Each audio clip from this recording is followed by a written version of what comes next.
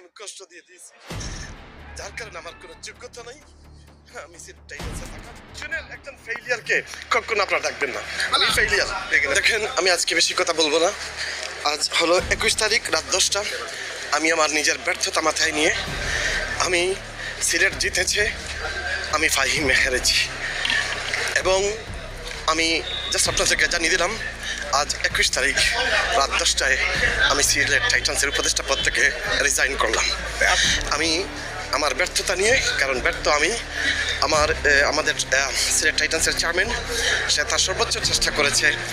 আমি আমার পক্ষ থেকে, আমি নতুন ক্রিকেট অঙ্গনে, আমি একদম নতুন।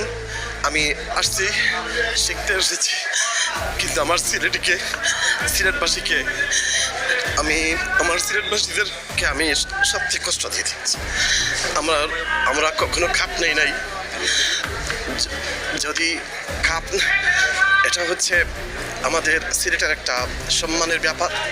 I tried my best, I did my best, but এরপর আমি জানি আমি ক্রিকেট অঙ্গনে আমি নতুন। আমার সিলেটের মানুষদেরকে আমি কষ্ট দিয়ে দিয়েছি, যার কারণে আমার কোনো যোগ্যতা নাই।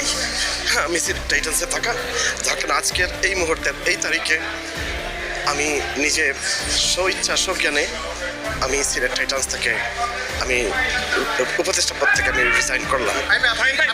মানুষ তো আপনাকে ভালোবাসে, আসলে খেলা তো হার জিত থাকে, কিন্তু না, এটা ঠিক আছে, কিন্তু আমরা কখনো কাপ জিতি নাই।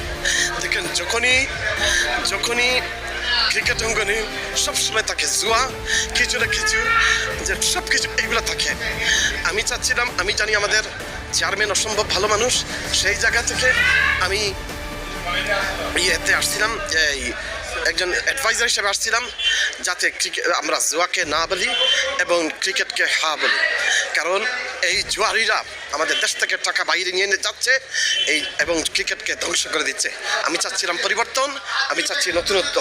হয়তো আমি ব্যর্থ, কালকে আমার জায়গায় হয়তো অন্য কেউ আসবে আর ভালো করবে। তবে আমার অনেক কিছু শেখার আছে। ইনশাল্লাহ আল্লাহ একদিন এই শাহজালালের মাটিতে যাবে। সন্দেহের কোনো গন্ধ পাচ্ছেন কিনা?